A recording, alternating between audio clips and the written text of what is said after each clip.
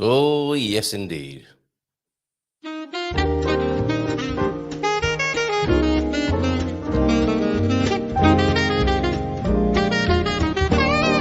dia, Portugal! In Portugal, there's a YouTube show full of fun facts you need to know. Carl rings the bell and the members show to the GMP morning show.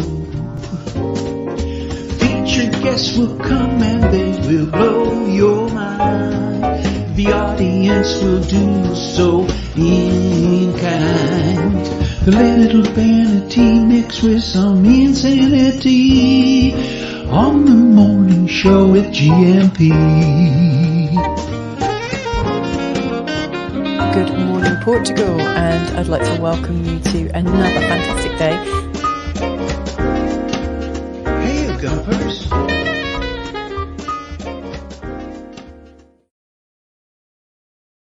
Hola, bon dia, alegria, Munson here with Good Morning Portugal show, live stream and podcast. Look, with a slightly new setting. Now, I had hoped that rejigging the studio and putting things together in a different way might help with the laggy problems of the video, which clearly aren't happening because the lip sync's all out and the video wasn't playing properly. I have had temporary relief by clearing my cache, but surely that can't be it. I know, calling you Shirley this early in the morning can't be right, can it? Let's see how this goes. Let me know what you think of the new backdrop. I quite like it. I don't like the idea that I'm freezing up like this. Maybe I need to turn some. No, there's nothing else to turn off this morning in the background. Let me take myself off and relieve you visually from. And what happens if I bring myself back on?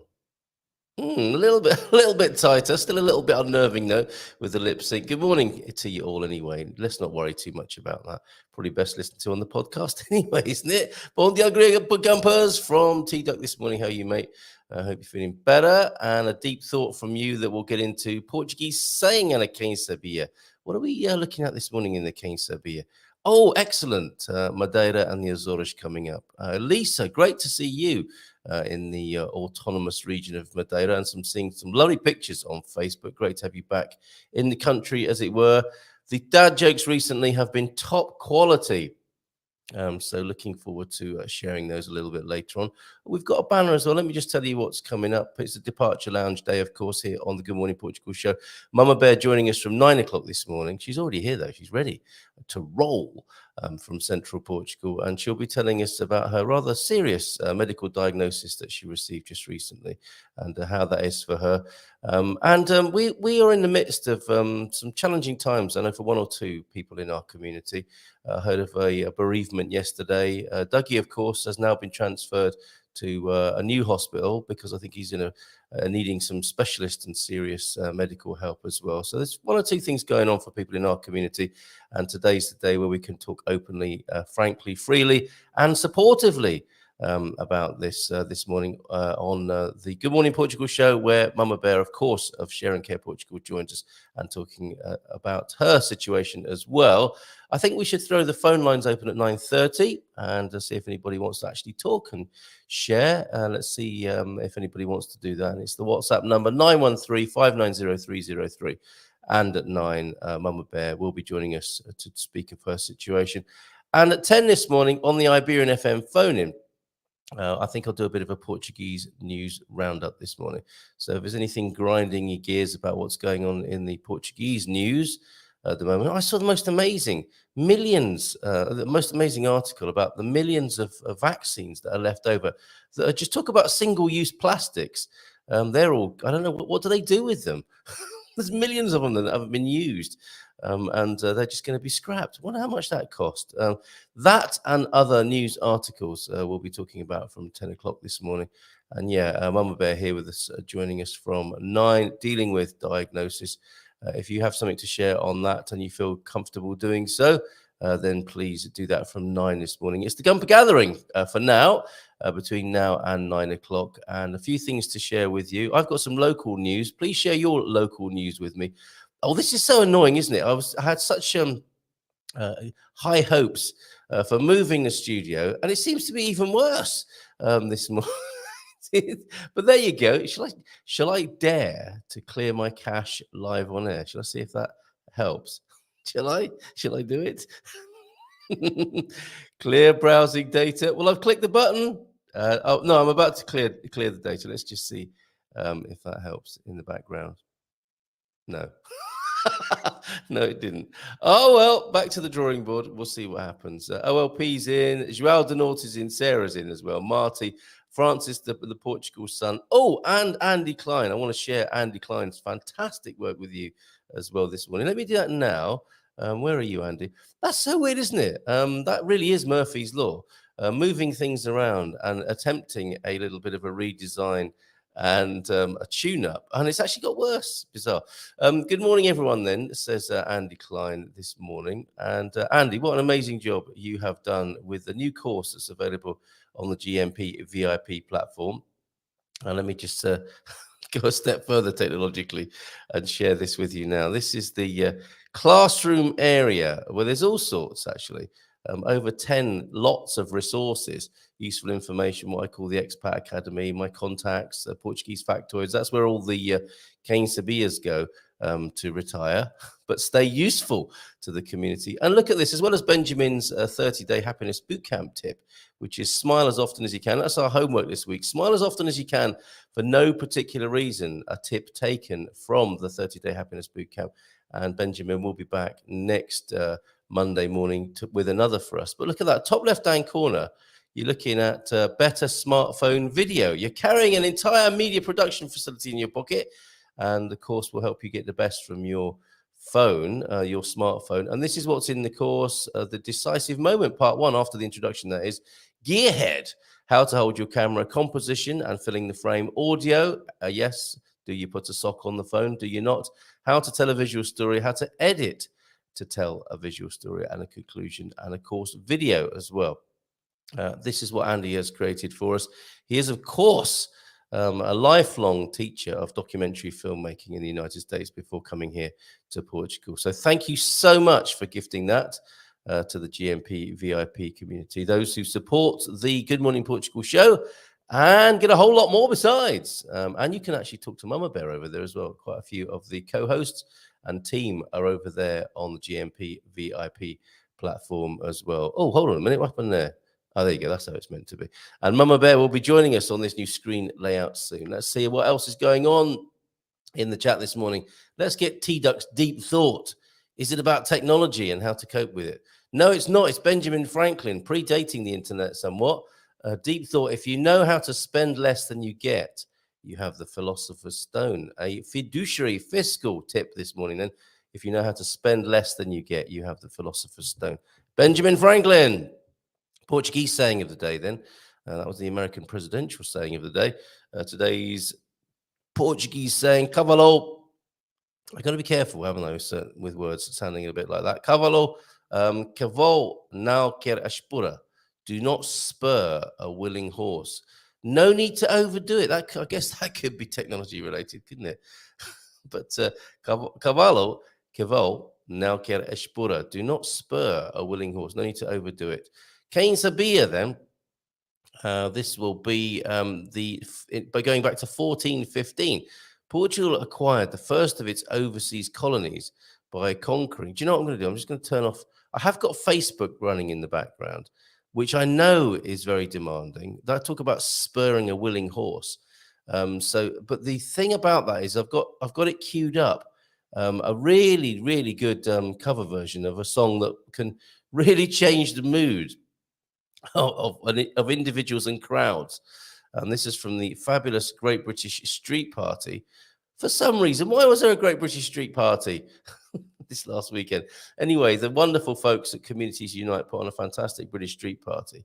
A number of bands, including Richard Allen, Steve Taylor. These are musicians. Richard Allen, Steve Taylor, Rick Gonzalez, Greg Collins, Alan Lele, Joe Max. These are names. If you're into the local music scene here on the Silver Coast, you will know some of these names. Sven Nidensol, Jessica Antunes Martins, Natasha, and the Peakles, the Beatles tribute band, all played at that. And there was one track that I want to play for you, which we'll do later on. Maybe we'll go out with that today. So I'm going to copy that link and put it somewhere safe for later on, and then we'll come back to it because it might be that Facebook is being overly demanding over there. Let's see if that helps. Came to be in 1415.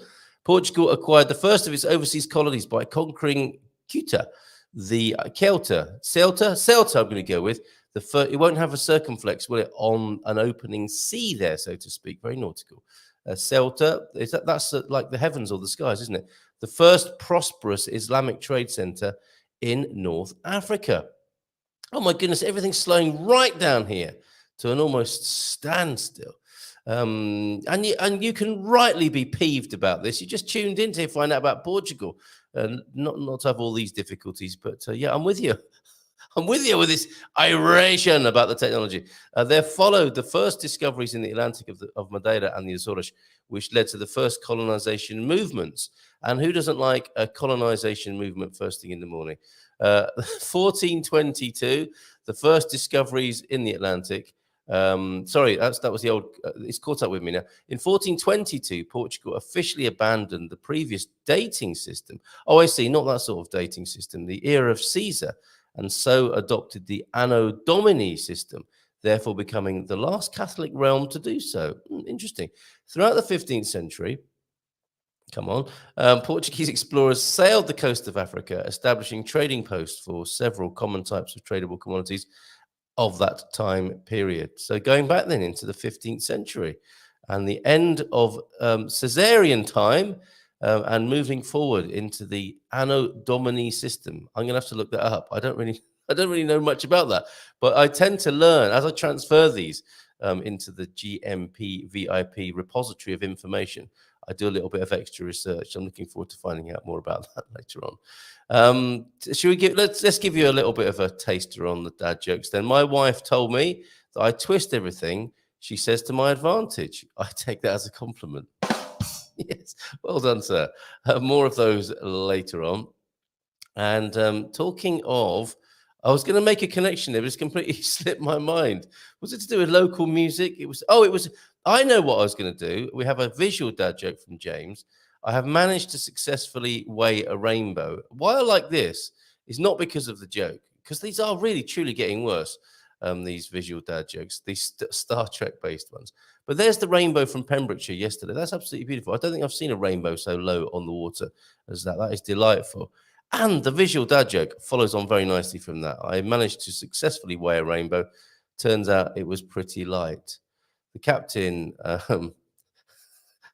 looking forward to hearing the punchline and then wishing he'd never asked. That's strange that it's called Captain Kink and not Captain Kirk. Don't look that up. Do not Google. Well, it's up to you what you do with your search history, of course. But Captain Kink, I'm sure, is going to be, and let me call it an interesting website. Okay. And yes, the connection between local musicians and what's going on locally here on the Silver Coast. I have in Alfazarão on the 27th of May. Look at this. Ding, ding, ding, ding, ding. Pump up the jam, pump it up when the party's pumping. Daisy D from Technotronic. I never in all my years would imagine that Daisy D from Technotronic would be turning up on my doorstep pretty much. So Daisy D, if that tune drove you insane for one reason or another in the 80s, or was it the 90s? That's a 90s dance tune, isn't it? I think early 90s possibly. Daisy D from Technotronic will be in Alfazarão. That seems to me so incongruous with DJs Bailarinas Mascotes, ofertas de brinde, and video performances, including topping the bill there, Daisy D from Technotronic. If that's too noisy, can't hear the words, then you might like a more sedate event at the Quinta at Celia de Porto. Quinta Celia de Porto. We spoke to Siobhan, of course, last week, didn't we? There's something really nice happening there. Dar's Shrimps. And I was thinking, what are Dar's Shrimps? Is that a Portuguese specialty? No, it's Darlene, the incredible Darlene, who often cooks for events up there. There's a starter, some of her shrimps, which sound pretty special, a dessert, sobremesa. There's a vegan option available as well. This is this coming May the 12th. What day is that then? We have got... that's Friday evening then. Our members pay 25 of a quinta of the association up there. New members 30, includes a glass of wine, a beer, a juice, and a coffee. That looks good. It's a lovely setting as well. That'll be beautiful. This, despite the technological failings of my new setup, I can look out of the window into the garden now. I can have a little bit of an opening on the patio doors and have fresh air wafting over me, which some might say is a good thing from time to time. Moving on from Daisy D of Technotronic to Coach Turner, who's taking a rest this week. Bon dia, Gumpers. We're in beautiful. He's taking a rest. Actually, he's not taking a rest, is he? He's on the move. He's taking a rest from supplying God Squad tips of the day. We're in beautiful Pembrokeshire, he says, and yesterday visited the quarry where the famous stone. How did they do it? You'd think, wouldn't you, the Stonehenge stones? Now, Mama Bear might know a thing or two about this. But the Stonehenge stone, not that she was around at the time. I hope she doesn't think me rude making that connection. No. But they took the stones apparently, but did they? Theory has it that they took the stones from the famous Stonehenge Bluestone Quarry in Pembrokeshire all the way to Wiltshire. And let me tell you, that's a long way to go. You know, I was doing a bit of DIY here and I was moving sheets of wood. Nothing. A trivial comparison compared to the massive stones of Stonehenge, which were moved from South Wales to Wiltshire. Incredible. Yes, truly mind-blowing. Cheers, Coach Turner. I hope you're having a great time. James is in as well. Bom dia, Gumpers. Felicitas a todos. Tudo bem? Muito bem, obrigado. And great to talk to you yesterday, James. Good morning, everyone, from Andy Klein, the man who's published the new video course over on the GuMPer VIP platform. I'm closing another window. Does that help? No. Marty's in as well. Bon dia from the misty hills of Guimarães. Would love to know more about you and your misty hills, Marty. Sounds like you're settling in brilliantly.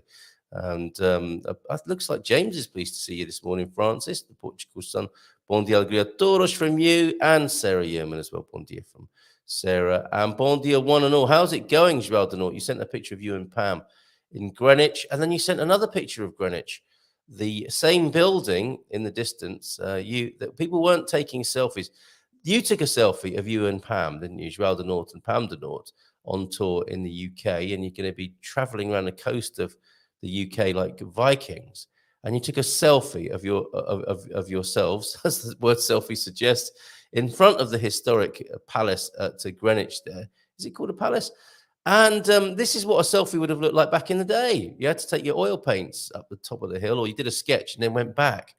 Selfies took a little bit longer back in those days. Okay. Here's another thing I can do. I shouldn't really be having to do this in the age of this fast technology, but I'm going to delete some of these older pictures now and see if that helps at all as well. And did you like that opener? I prefer to be crazy and happy rather than normal and bitter. That was our opening meme this morning. But I was wondering, as I posted that, I was thinking to myself, well, does it have to be either or? I mean, given the choice, I probably would be rather crazy and happy rather than normal and bitter. But not all normal people are bitter, to be fair, and not all happy people are crazy, are they?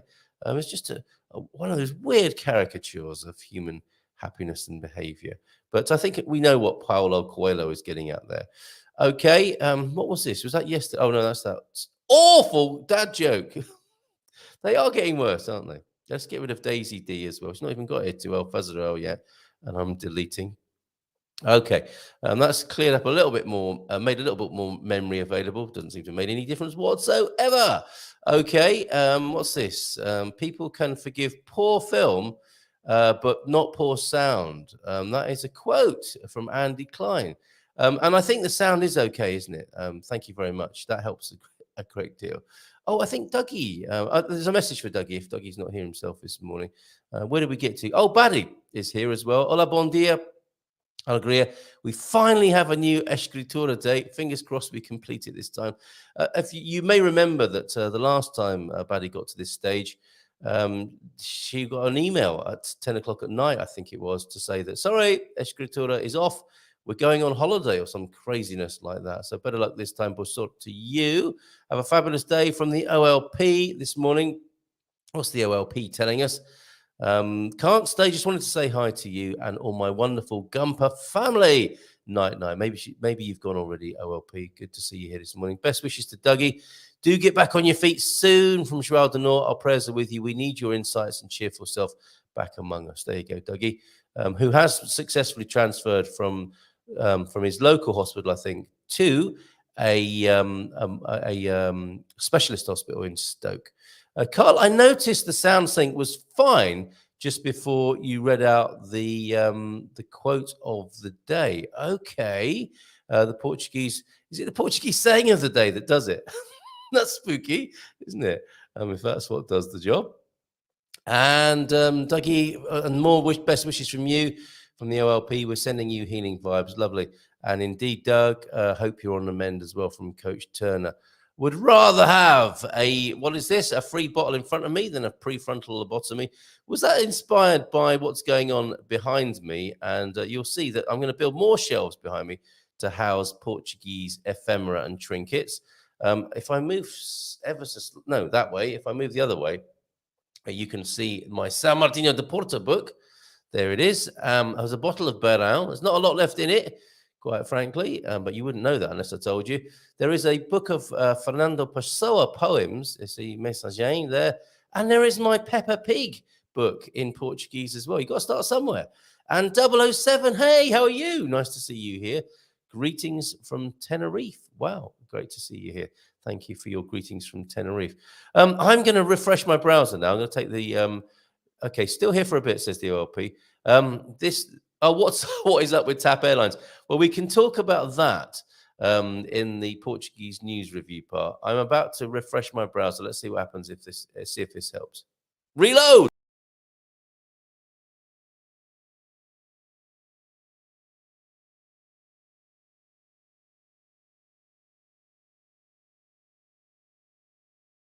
Right, that took an extraordinarily long time and has made no difference whatsoever. However, new messages coming from Baddy for Doug, wishing Doug a speedy recovery, get well soon. I do hope he's tuned in this morning to hear this outpouring of love for him.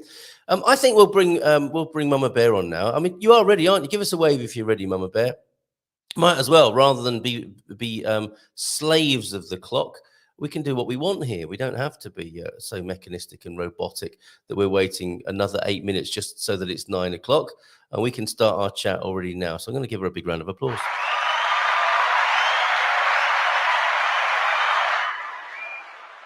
And attempt to bring you onto the screen. Nothing's happened yet. I have pressed the button. Nothing has happened. It's meant to be happening, but nothing is happening at the moment. That's awkward. Maybe I can spend the next 8 minutes adjusting this layout here. It says you're in the show. Everyone can see and hear you. But can you see yourself? I wonder. No, I can see you.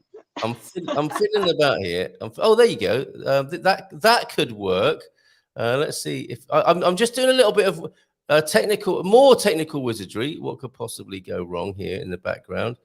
And I'm going to put a side by side on the screen in when it allows me to. So I'll give you a commentary of what I'm doing. You can do these dynamic layouts behind the scenes. That's if my machine is up to it, which it may or may not be. Let's see. Nearly there, everybody. Bear with. Mama, bear with. See what I did there? Let's see if this works now. I'm going to save it. Don't forget to save it, Carl. There we go. Update the layout, and let's see if she's on the screen with me now. Did that work? There I am. There well you are. I'm completely frozen, but I hope you can hear me vocally. I can see you. You're not frozen. I can hear you. It's no so good. I'll tell you what, if I put the mic in front of my lips like that, then you won't be able to see if they're moving or not. There you go. Are you using Restream or Stream? I'm getting some technical help as well. This is great, Mama Bear. 007 says, are you using Restream or StreamYard? I get this problem with with Restream. I'm getting it with StreamYard. I'm going to try a different computer later on today and see if it's the same. It may be a processing problem. It was going so well, but something builds up. It's like there's almost like technological cholesterol in the pipes of the show. Or maybe you're using OBS. I'm using StreamYard. Anyway, enough of the technicals, which don't seem to be working. Mama Bear, good morning to you. How are you doing? Good morning. All good here. Good. Glad to hear it. Now, you're joining us, of course, in your usual slot here of the what we call the Departure Lounge, where we talk about life, death, and everything in between, death and dying. It's part of what Share and Care is about on Facebook, which you are a vital part of, and you're a death doula. You help people with some of the more awkward conversations and processes of life. And you have found yourself in quite a challenging situation, which you very kindly are talking about and openly talking about this morning. So tell us what's going on with you, Mama Bear. Well, I discovered that I'd got cancer, and it's a diagnosis, and that just means that that's what the doctors are saying, and that's what science says, that you have a diagnosis of cancer. So I'm okay with that. And I'd be an absolute hypocrite if I kept it to myself and didn't share, because it's one of the things that we talk about.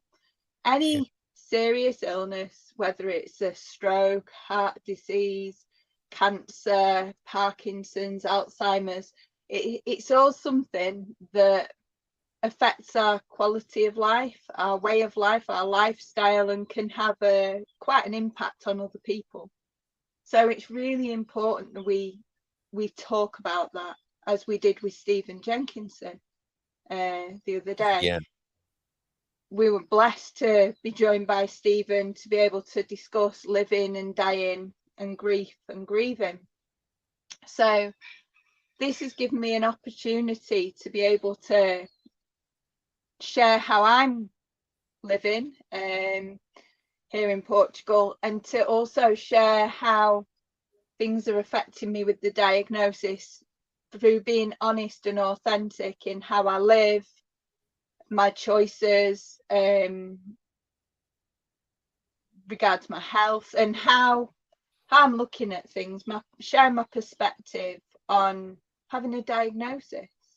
Because to me, it's really important that we get rid of the fear for a start, because there's so many people that have got memories and things that tell them that they hear things like cancer and stroke and heart disease, and it really worries them, because they've got their own grief that they're holding, that they're carrying, their own memories of things that they were emotionally attached to, that they've lost.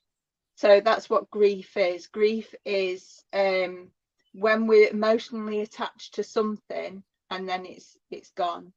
So it's the loss of something that we've been emotionally attached to. Bereavement, on the other hand, is the loss of a person or a pet. So you can have bereavement with grief, they kind of come together, but you can have grief without having experienced a bereavement.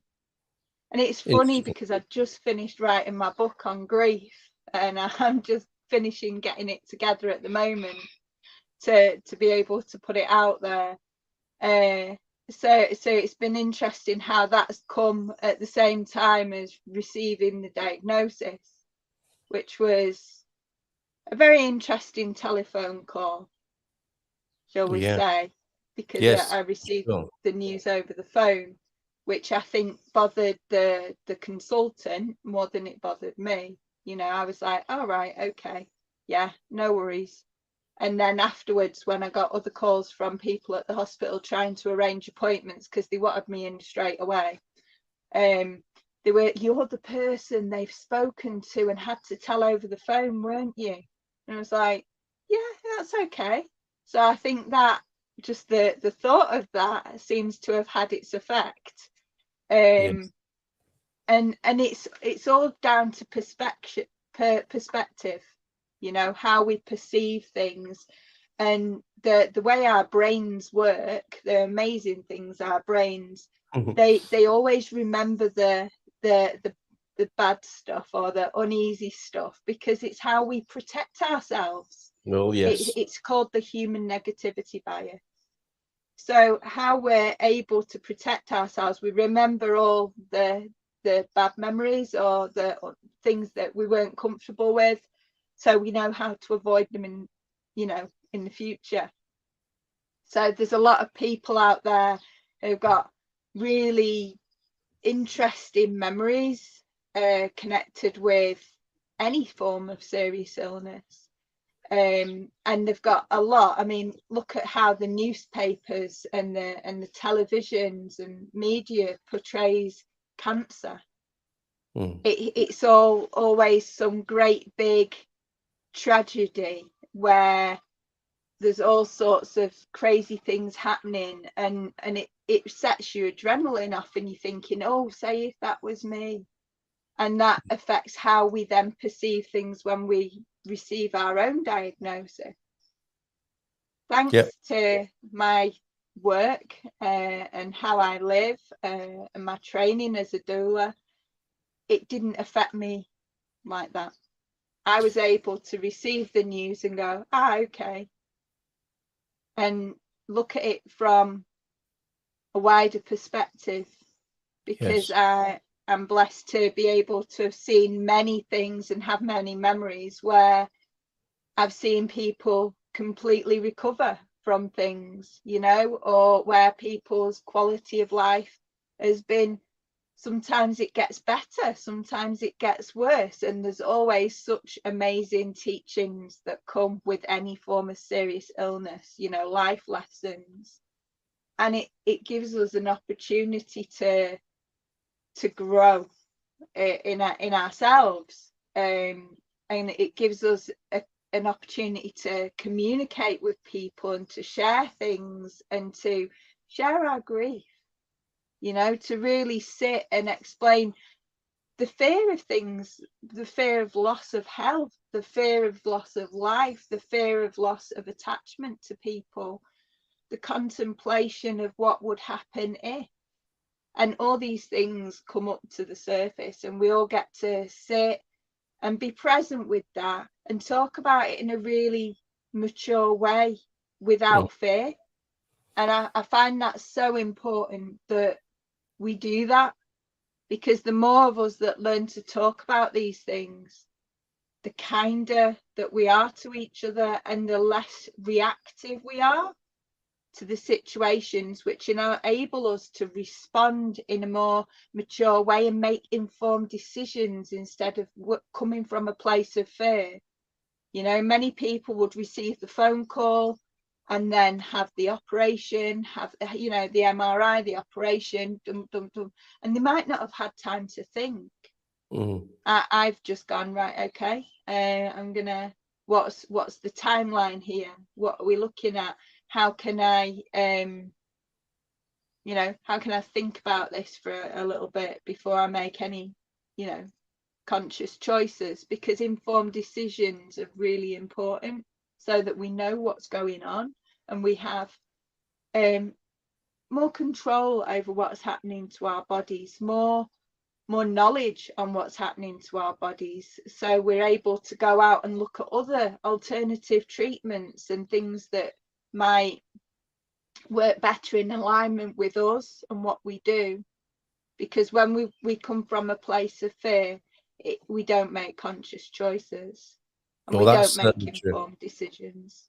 That would appear to be the case, and we can see that, can't we, from our own experience. So there's a lot there that you've opened up with, and thank you for opening up, literally, with us this morning. But we'd expect nothing less from you, Mamabear McGowan. We've got a few comments coming in already, and love to talk a little bit about some of the points you've raised there this morning. Leafy is here this morning with a booyakashan to greet you. Hi, Mamabear and Carl, this morning. And Morning, Douglas saying facing major surgery is a traumatic experience when bedbound.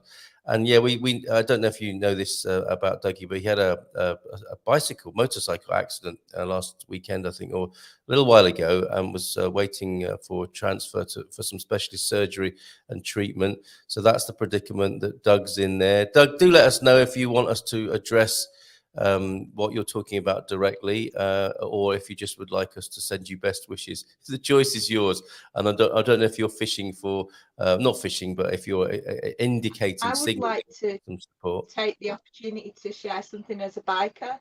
I've not been on two wheels since my stroke, but I've been a biker for many years. I was discussing it just the other day. I've had a full motorcycle license for 18 years now.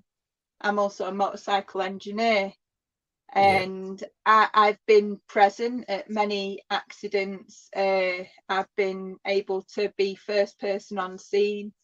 And as a biker, we always know that any ride could be our last ride. We know that Boy, that's sobering. people in cars don't necessarily look out for bikes. We know that how blessed we are to live in a bike and how very vulnerable we are when we're on two wheels. And I always say that we should stick each politician on a scooter for 2 years before anything else, just to see, you know, how they find it and see if that affects how they are with everything, you know, everything else.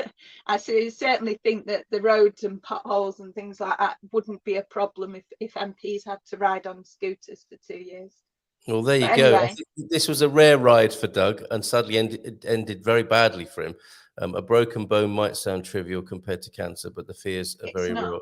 No, absolutely, It's Doug. absolutely not, Yeah. because it still takes you from who you thought you were and who you were when you know who you are every day, to Yes. the next minute you're not able to be that person in Yeah. its full capacity. You all of a sudden you can't move. I remember breaking my wrist. I was on my bike and sidecar, got caught, lost it because of diesel, went into a gate post. It Yeah. tried to throw me off. It didn't. I stayed on the bike only because it was a bike and sidecar, and my wrist was caught between the gate post and the handlebars.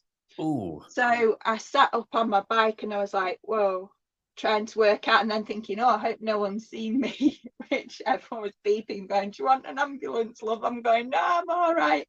And people knew that I wasn't. But all of a sudden you've gone from that healthy person being able to function in whichever way, you know, brush your hair or go to the loo or walk about, to not being able to do that. You've gone from the person you were with the job that you did or the whatever hobbies you did to not being able to do that. All of that holds grief. Absolutely. All of that is things that you've got to then sit with. So that lack of independence in so many different ways, so many different levels, whether it's cancer, whether it's a bike accident, whether it's slipping on ice, it all matters. You know, it all has its impact, and it needs to be seen and acknowledged and validated, because right now you'll be grieving. Yeah. And people do care, and people are resonating, because it's like, wow, that could happen to me too. Yes. A lot of the time it's the thought that it might happen to me too. It's someone that we know, and we remember the impermanence of all things. So Yeah. you yourself will have been sitting there and thinking, well, you know, I'm still alive. But sometimes we think, I'm still alive, but what's the cost? You know.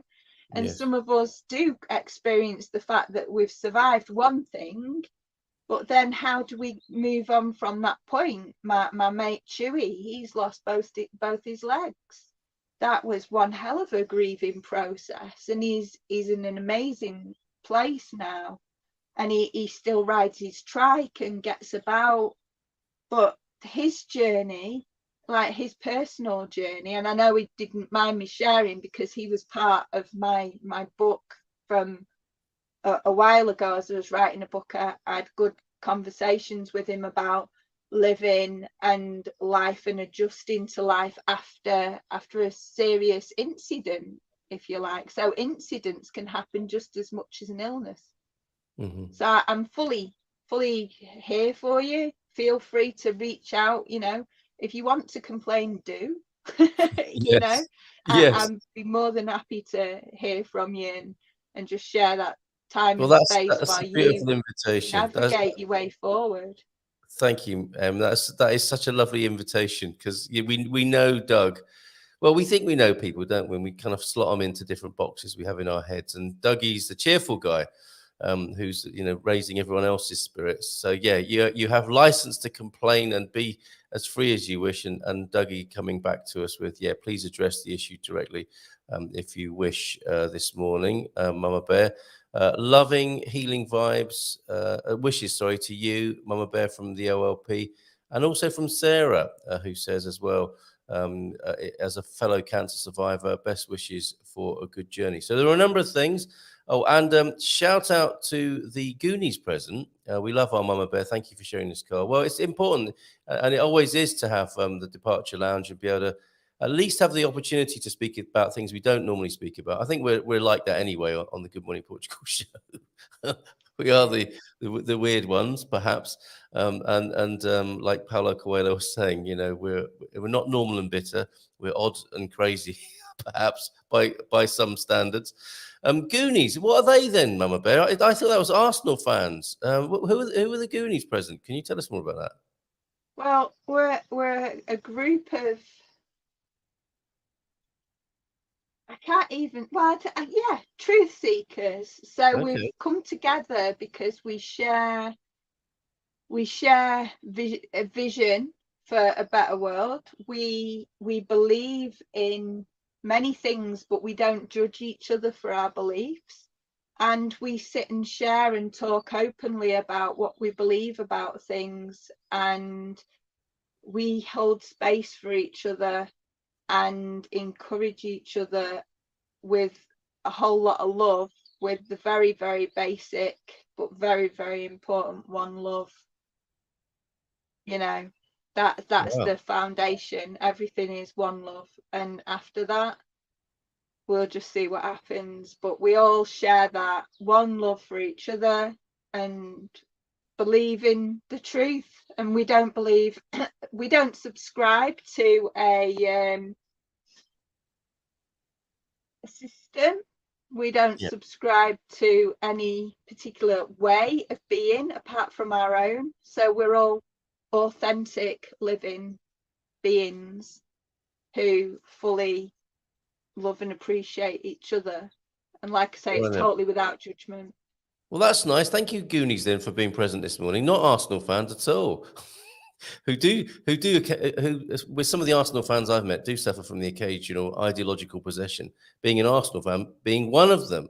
But yes, you don't let ideology get in the way, by the sound of it. One love. That sounds pretty good to me.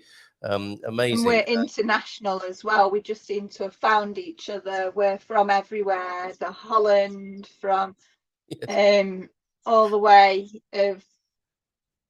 in Australia, UK, everywhere. There's not many countries untouched.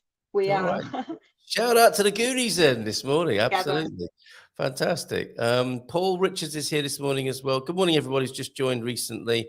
The attitude of the casualty makes a major difference on how you recover and the timescale for recovery when it's possible. That is, yes, attitude accounts for a lot, doesn't it? The next comment. Thank you, Mama Bear from Leafy. Yes, broke my back in 2019. Changed my perspective on life. Fortunately, I came out with no deficit, but psychological trauma. Is that the deficit you had there, Leafy? I'm not quite understanding that, but it'd be very interesting if you're willing to share what you did. What was the process for you that was helpful and useful, but not Pollyannaing it or anything like that. I mean, tell us about all of it. But what's especially useful, I think, to fellow human beings, isn't it, is how to get through it in the most uplifting and edifying of ways, notwithstanding all the challenges that come with it as well. Portugal son Francis, wishing you best thoughts and prayers with you, Mama Bear. Jimmy Chu is trying to get, I'm on the ground floor now, and Jimmy Chu is trying to get in the studio. I might have to let him in a minute, but we've got a lovely message for dog owners, which we can do at about 9:30, but we're loving what's coming in this morning. Douglas from Sarah, much love your way. Our son rides motorcycles and we all ride bicycles over distances. We hold you with us. Oh, that sounds, what a lovely turn of phrase. We hold you with us. Two-wheelers there together. And hoping you have a great healing journey ahead, Mama Bear, from another cancer survivor and fairy bear of sorts. Look at that, love. GuMPer dust from the fairy bear. And I was thinking of Gooners. not Goonies. It's true. Much love to Mama Bear from Owen. Thank you for sharing this morning. A great reception for you, and quite rightly to Mama Bear. And one love to all Goonies and everyone, of course, as well. They just have a special interest group coming together and focusing in the way that they do, but not excluding anyone either, which is lovely. So one love to all Goonies and everyone. Really liked your distinction earlier on, Mama Bear, which could be helpful to people about bereavement, which seems to be the fact. Bereavement is a fact, isn't it? You've lost somebody or a pet, who of course is a somebody as well, but you've lost somebody dear to you. That's a kind of factual, that's an event, isn't it? And grief, of course, is the Society's process, isn't better it? at accepting that, you see. Okay, They're same. you know, there are bereavements people don't accept as Right. well. Societies can be so cruel when it's someone that they didn't maybe approve of. Do you Oh, know? right. Say if you've got a relative who'd committed a crime, or someone Yes. with a certain disability or disadvantage, or someone that wasn't accepted by the community, and Yeah. they kind of don't allow the person to grieve for them. It's almost like they try and make them feel like it's wrong. Mm. But bereavement is bereavement, and it should always be allowed to be felt and experienced. It's so important. Yeah, But yeah. Well said. the thing is as well, in life and in communities, we need to allow people to acknowledge their grief. I mean, me and you and Mrs. M, we've all talked, haven't we, about grief and the amazing grief we carry following things like the pandemic, the amount of emotional loss we've experienced, where we weren't able to fully grieve for a person, a place, a thing. The grief we carry from not being able to travel, or to connect with others, the grief from lack of emotional, well, from touch, from hugs, from connection. There's so many different things. The lack of being able to make informed choices or get the help that we needed over things because it wasn't available to us. So all that too has its grief that needs to be shared, that needs to be spoken about. Yeah, I'd love to share where I am with this, because this has been an amazing. I think in many ways, a lot of my what's occurred to me with this has been prompted by the pandemic, lockdown, event of the last 2 or 3 years and its aftermath, interestingly. And the speakers of who I've discovered in that time, like Stephen Jenkinson, who we interviewed, of course, and that's having hundreds of views on our YouTube channel, the Stephen Jenkinson interview. And then Gabor Mate's turned up in the middle of that, hasn't he? And various speakers, the dark web seemed to come just before the dark times of the pandemic with these profound thinkers who are sharing things beyond what we were perhaps used to talk about. They changed the envelope, made a bigger. They got us to think outside the box, or created a bigger box, whatever metaphor you feel most comfortable with. Oh, incidentally, before I expand a bit further, if you want to call in and talk to Mama Bear, and I'm here as well, but I think it's Mama Bear who is our special guest today, who is most able to speak on this directly. Call in on WhatsApp on 913-590-303 in a little while. But if you want to call in, if that would make this interaction more complete for you, then feel free to do that around the past mark. Now, we had yesterday, standing in for God Squad Tips of the Day from Coach Turner, we had Benjamin Stubbs, who's written a book, The 30-Day Happiness Bootcamp. It's a great book. And part of our conversation yesterday is he said, there's nothing wrong with being unhappy. And I was thinking to myself, there's nothing wrong with being unhappy, but given the choice between being unhappy and happy, I would rather be happy. And that's where I'm at with these conversations about grief and trauma. Of course, I mean, I can hear the birds singing in your field there, Mama Bear. And ideally, I would be skipping naked through that field, singing myself with the birds, without a care in the world, without a stitch on and without a care in the world, and all would be rosy. I don't know about for anyone else present, but certainly for me, that would be a beautiful freedom of being and joy, and that I believe to be my birthright as well. Now, it's what's interesting to me with grief and the conversation we're having this morning is it's what comes up whilst one is endeavoring to be one's birthright, if you like, the free archetype or prototype of humanity. And we all aspire to be happy, don't we? There's no question about that. And I think it's a driving force, if not to be happy, then, let's not get too semantic about happiness. But I do think we revel and aspire to well-being. It's part of the divine plan, if you like. And then there's what comes up in our endeavor to do that. And I think that's where I am. That's what preoccupies or dominates the thoughts I have around this is that dynamic of grief. So when we are endeavoring to be free and happy and in our well-being, I guess, would you agree that, and can you throw some light on this, that what hasn't been attended to in the ignorance or not wanting to address in the grief process tends to show itself anyway, ready for cleansing, purification, and letting go of?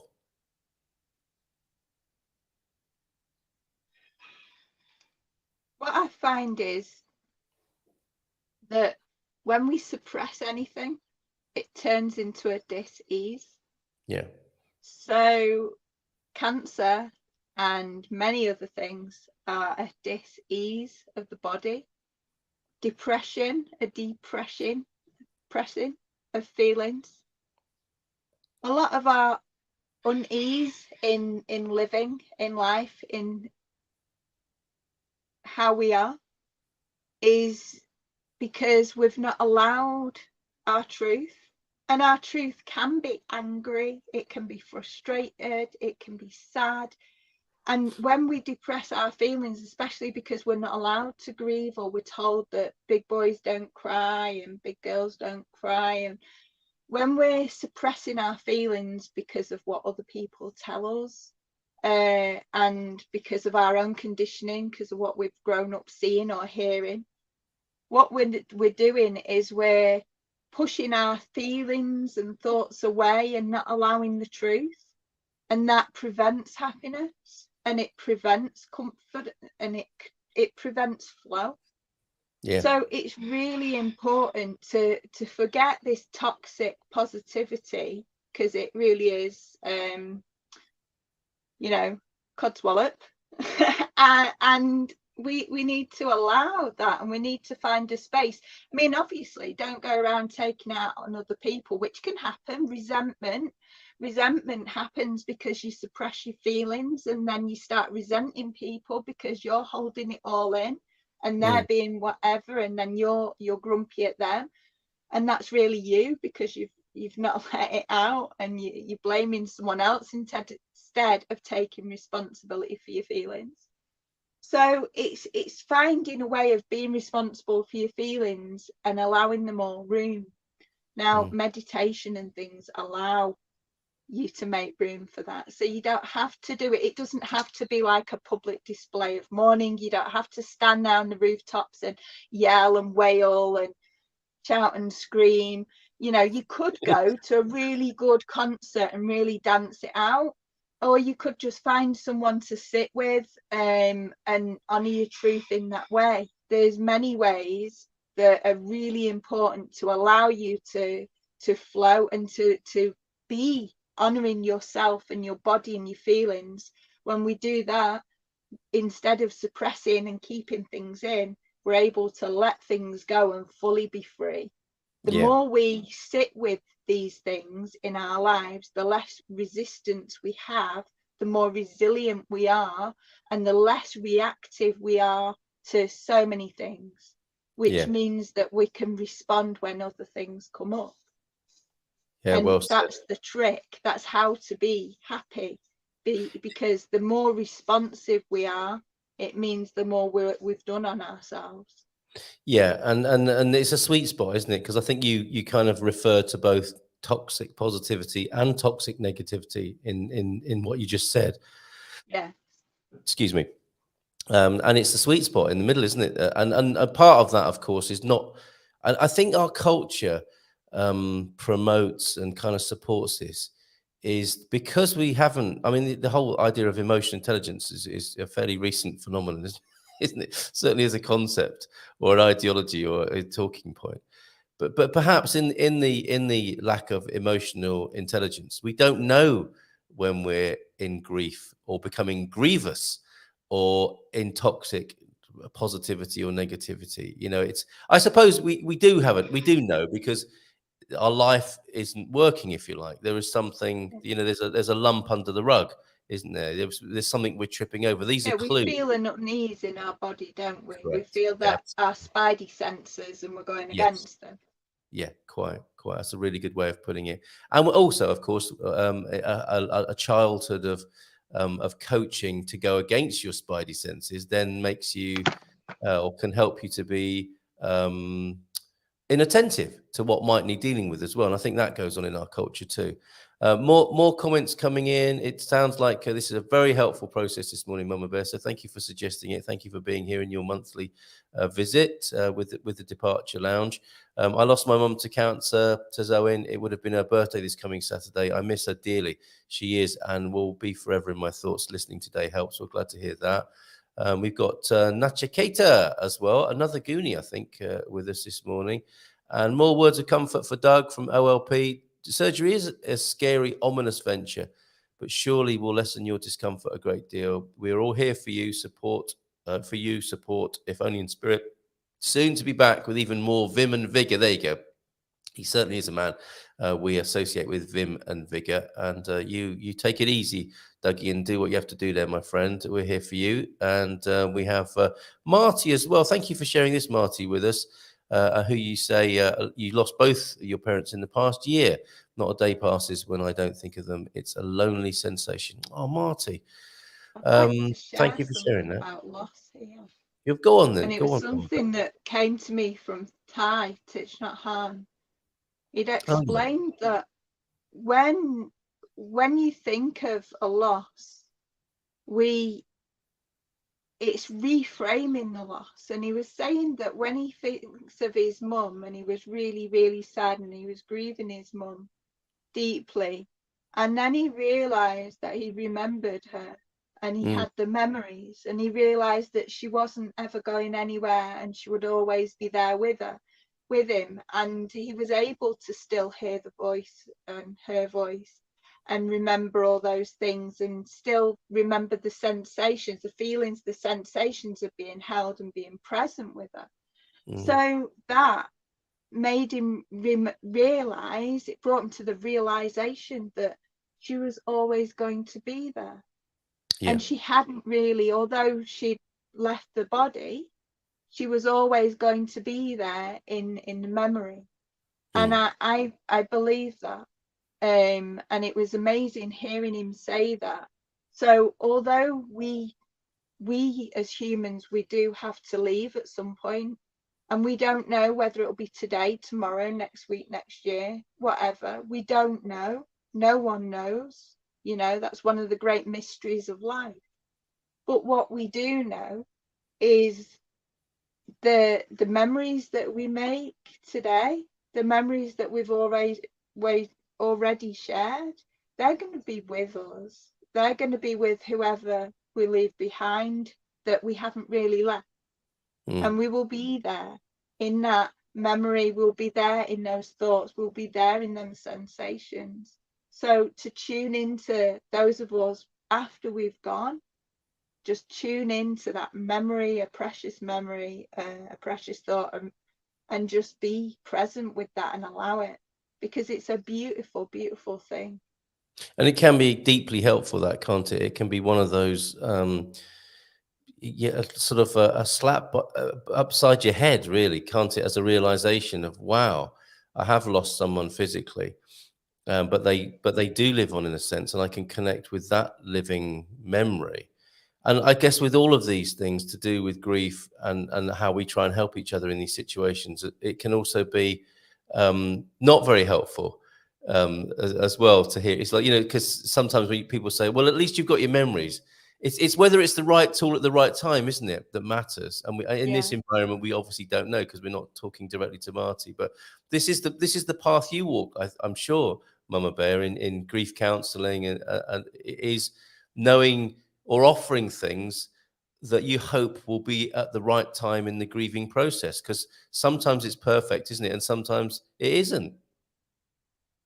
Yeah, I mean, everything's perfectly imperfect anyway. You know, there is no wrong, there is no right. We can put things out there and make offerings, but no one's going to be like, get it right all the time. And it doesn't matter how much you learn, it doesn't matter how much education that we have, it doesn't matter how much training that we have.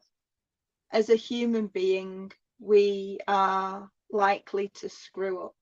You We're doing know, our not best, aren't we? once, not twice, but numerous times. And that's Absolutely. okay. We are But doing our to best. But no one's... share when we can, and share what we find resonates for us, to explain things maybe from different perspectives, puts it out there. Absolutely. So today we're not, this isn't like a one-on-one grief counselling session. This is a generalized thing where we're able to say, hold space, share stories, and talk about things in a general kind of way without being so direct and specific to the individual, which enables people to at least contemplate. It's an invitation to maybe just think of something slightly different.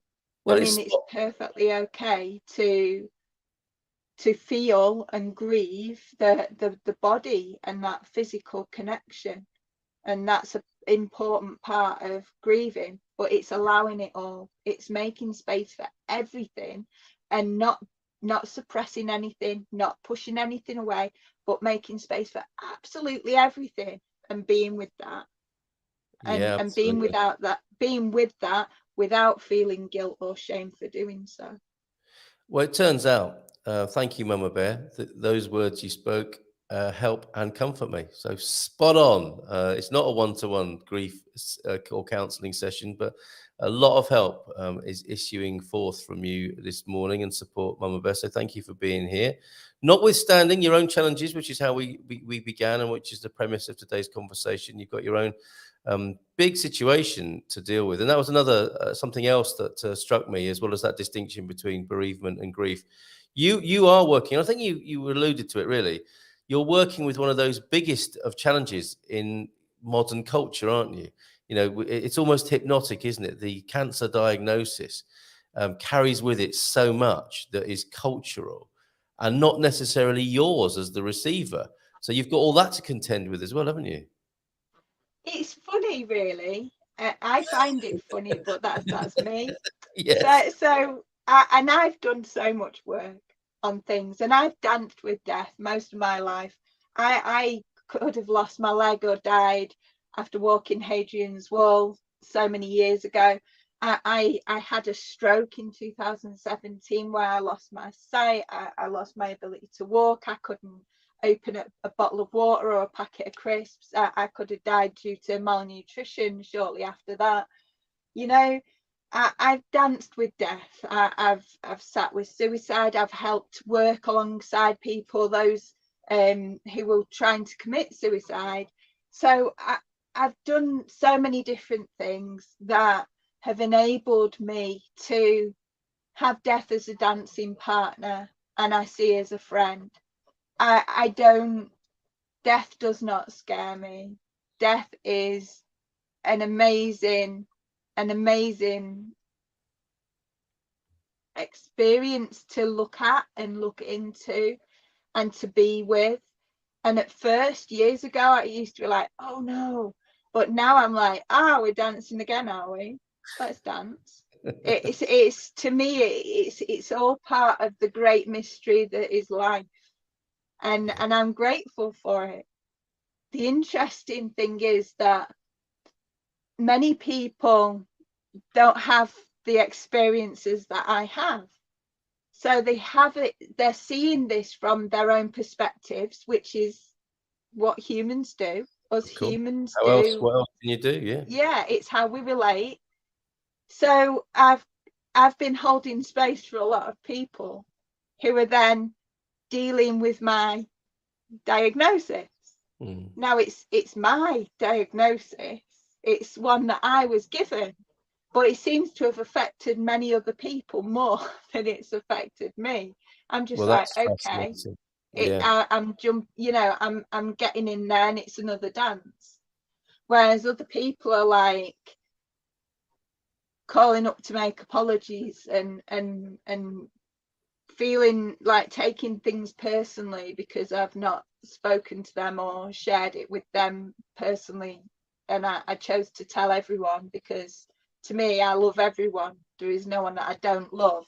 So I just did one video to save me repeating myself, and stuck it on YouTube, and that was that.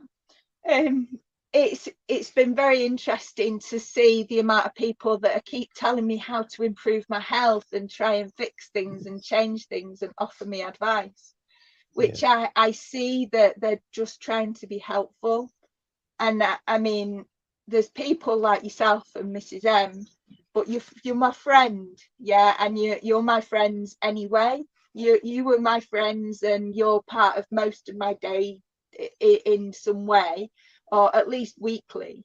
We have that contact. So when you're saying, come and talk to me, it's like, absolutely, thank you, But I've got people wanting to talk to me that I'm supposed to open up to, that I've not spoken to for years, that all of a sudden want to be like best mates or something. It's, a diagnosis doesn't change who I am or how I live or anything. Surely my health will sort that out. I'm sure as things change, I'll change and I'll adjust accordingly. And I'm grateful for everyone's love and support and well wishes and prayers and things. And it's lovely that people are taking time out of the day to tell me what I should be eating and drinking and how I should be exercising and what I should be doing in my day. It is really nice that people are thinking of me like that. But, I'm really content doing things my way. And I'm a bit of a stubborn bugger for that. I've always got my way of doing things. So I've got the people that I will contact to, because I'm quite a resourceful girl. I'm an off-gridder, female on my own, living off-grid in the middle of a field somewhere. And I was a van lifer. I'm an ex-bodyguard. I'm an ex-farmer. I'm an ex-biker. I'm a motorcycle engineer. I can fix my own car. Things like that. So there's so many things that I'm really capable of doing. But having people about is helpful, and it's very interesting to watch as it's almost like watching a movie, watching how people are acting and interacting or reacting and taking things. And it also reminds me of how I watch in families that I support as a doula. And it's interesting to see it happening with me here, in this position that I'm in. And I'm honouring my truth. And it'd be really lovely if people could allow me to honour my truth, or ask me. It's that Ram Dass thing. How can I help you? But if you're going to help people, don't see the person as the diagnosis. I am not cancer. I am still Mamabear. I am still exactly as I was the day before I received the diagnosis. Yeah. When someone wants to help someone, ask, how can I help you? How can I love you? Maybe how can I serve? How can I help? What would help you better? Because when you're helping another person from your own perspective, it doesn't serve the highest good. It's really lovely. It really, really is lovely and touching that you do that. But it also fills the other person, not just me, but there's people out there that are a lot more reactive. They do take things a lot more personally because they're not sure how to deal with their own diagnosis. And instead of someone saying, how can I help you right now? What is it that you need? Which is what you did to me, Carl. You said, how can we actually help you? You know, what do you need? If you need anything, I'm here. Perfect. But people don't do that. They say, you need to change your diet. You can't be doing this. You can't go out there. You can't be doing whatever. And they start, you know, almost trying to live your life for you. And you're taking these people's power away. And like, you're disempowering them and seeing them as a dis-ease instead of as another soul or as another human being. The amount of people, when they're being pushed by a wheelchair, they don't get talked to the person in the wheelchair. They talk to the person pushing them. They stop talking to the person with the diagnosis. They talk to the carer. It's time to start bringing back balance and talking and seeing that person, meet them, like look through what you're seeing, and try and get rid of all your perspectives of all this, what you think is right, and just try and be present with the actual being, because that presence is the most precious gift that you can give. Well It really said. is. Well said. And this is a heightened, isn't it? This is an opportunity to do so, isn't it? When we get woken up from our sort of daily routine by these sorts of events. We thank you for that, Mama Bear. We got a lot of comments coming in that I'd love to share and attend to. 007 talking to Owen, who mentioned his mum. Sorry to hear that, Owen. Bereavement is not easy, especially when it's close family. Sending you my condolences from 007 to Owen. Going back to my point about happiness, and also bear in mind the context here. James does think happiness is overrated. Hope happiness is always available. It is a choice. If we can choose it, we can choose it. If I would rather be happy than not happy, I am a moment of choice. I choose to feel better than to feel worse, which is my conscious choice. OLP to Owen as well. Owen, hugs and love to you. Not an easy thing to lose any loved one, especially your mum. Yeah, absolutely. There's something about mums, isn't there? And that connection, of course, through which you came into this world. Sadness is important to feel and express, but not wallow in. Happiness should never be forced, but can always be found if you look in the right places. We may not choose, thanks 007 for that. We may not choose what happens, but we certainly choose how we react to what happens. I suppose that's a conscious grieving, isn't it? It's interesting though how, because you can't always choose how you react because you're so caught up in something. You can react without realizing, and it's only when you've got some form of practice where you're able to be aware of how you're behaving that you're able to notice yourself reacting and then choose how to respond. So most people are so caught up living in that state of being where they're living from that 90%, 95% of in the subconscious autopilot, just functioning, rather than actually being aware of what they're doing. Then those type of people, which is the majority, they're reacting, not responding, and they can't help that. And they may not be ready to do the work. For those of us that do the work, we've got more chance of being responsive rather than reactive, because we're more often in our awareness or aware of our thoughts, behaviors and actions.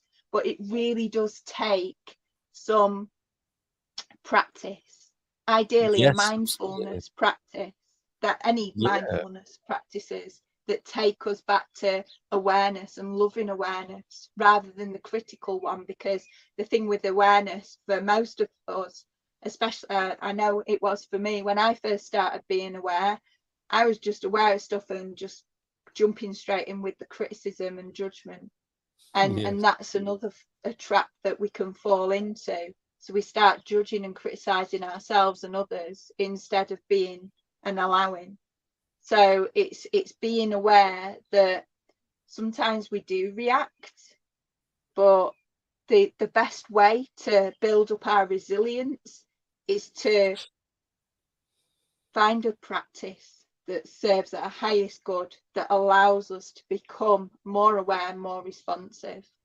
Well, I think that's what he's talking about here. It's very interesting, isn't it, with the use of words and where they can lead us. I think this is technically we can choose whether we do or not is another matter, and totally take on board the importance of practice and even being able to see that as as an opportunity, as a possibility, that we do have a choice. 007 says absolutely, reaction is never the way, though. Always respond. But everything seems to be slowing down on the technology, slower and slower. Always respond, but never react. What makes an emotion toxic, says James, is, let me just wait for that to arrive on the screen, is when it is not genuine and authentic, when we are pretending to be counter to how we actually are. And I guess the practice comes in there as well, doesn't it? If you see that's what you're doing, you instantly know you have another choice. Oh, OLP. I lost a daughter in infancy 42 years ago. Still an open wound. Oh, love to you, OLP. She watches over me always. I feel her presence every day. Amazing. Thank you for that. Sharing that. One of the sad things about losing children and losing people, like losing a baby before they're born and going through abortions, and then obviously losing a young child, they're one of the griefs that we're not, or bereavements that society doesn't always allow us to grieve, that we're not allowed to talk about, because people find it so hard that it's really hard to be seen and acknowledged and get the true love and support that we need in those situations. Some of the hardest things is losing a child. Absolutely. At any stage, whether it's coming up to just finding out we're pregnant or something, anywhere along the pregnancy, shortly, like during birth, and any age child as well. But that is one of the really hard things that society doesn't like to acknowledge openly. Well, yes. So big loss. It's not meant to happen, is it? It's the worst of things in our human world, and that spectrum of loss. I lost my mum before she passed. This is interesting, isn't it? And the grief that can come before actual physical death because of something like Alzheimer's. She slowly faded away in the fog of Alzheimer's, and I quote her with joy in my heart often. I've heard you. I always smile when I think of her, says James there. Thank you, everybody, for your very, very interesting, and it's a perfect to bring in the perspective there that when someone's got a health condition or when someone's caring for someone, you change your role. So you'll be grieving your role for you.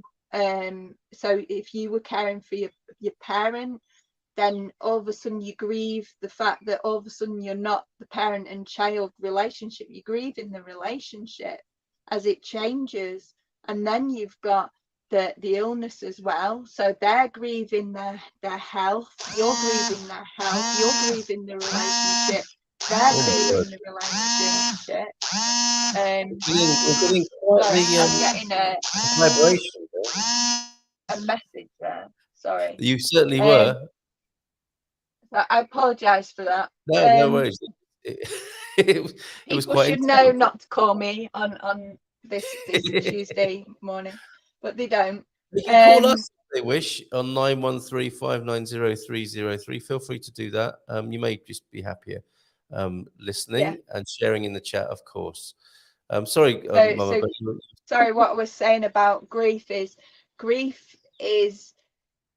we grieve someone before they've gone, and then we grieve the relationship that changed as well. So then they go, and then some of it's a relief and some of it's not, and then we can feel guilty for feeling glad that they're out of the misery, and we have that whole new grief, a new dynamic, a new layer, a new level of grief to grieve, because although the relationship had changed, you can then finally grieve everything else, and then you grieve in your new transition again, because you've gone from the parent-child or the carer-patient relationship, right through to the person dying, and then you get to grieve again. So some processes can have different stages of different types of grief, all the way through. Yeah. So then grief stacks up, and you get other grief as well, where you're grieving for one person, like someone had lost 2 parents in the same year. That is a massive thing to have to manage, because then you've got stacked grief as well. So you've got the grief from one and the grief from the other, and you might still be dealing with the original grief and the grief that you had before those 2 bereavements. Yeah. So it's really important to find a way of allowing space to process all of them, you know, one at a time, but you know, just slowly allowing yourself to process everything as and when it's coming up, to give yourself that time and space and that TLC, so that you can find your way through it in a healthy way. Yes, thank you for that, Mama Bear, and thank you everybody for your comments, which prompting Mama Bear's responses here. This is this is always a howler, isn't it? No empathic statement starts with "at least." I think I started that, didn't I, by saying "at least you've got your memories," and that thing that people say. This from 007. I lost my soulmate, an unborn child, in December 2000. I spent 16 years torturing myself until I realized what was happening and picked myself up. But what an amazing process that must have been for you, 007. Bereavement is an extremely difficult thing for all. Thank you for sharing that with us. Hugs to you, Marty. Marty says, my mum had Parkinson's banana slug. My mum fought it for 20 years, but the last 6 to 7 years were awful. She slipped away mentally and physically, and the feelings of being helpless to stop it were immense. I'm sure they were. Again, thank you everybody for sharing. Thank you, Marty, for sharing the detail of what you went through. That must have been very difficult, Marty, says 007. I'm really sorry. Your mum sounds like a strong woman fighting for 20 years as well there. Everyone has a unique perspective and perception. We share similarities, but each is unique. That has resonances of being a Goonie there, doesn't it? One love, with the different expressions through the prism of humanity, prism with an M. We all deal with things in our own way, says Leafy, another Goonie, I think. Everyone's different with needs. If we want help, we search for it. And Marty, thanking you, Banana Slug and 007.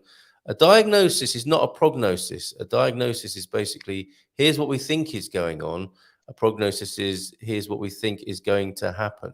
Thank you for that. And often there is that, I suppose it's a somewhat dark humor, but when a doctor says, you know, you've got a year to live, that's how long they've taken to kill their previous patients off.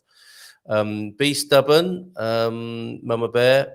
You mentioned being stubborn and owned that, Mama Bear. Be stubborn, says OLP, but please accept our love. Just know we are thinking loving, healing thoughts for you. Cheers, OLP. All that way over there, in Oregonia, I'm going to call it this morning. Sweep grief into your heart, not under the rug. My goodness, open up and let grief out once in a while. Let it rear its hurtful head, and it will help you heal. I feel my heart expanding a little bit reading that. So true about changing roles with your parent, and just like no education on raising a child, we get no education about becoming our parent's parent either. Yeah, that's a surprise, isn't it, when it happens?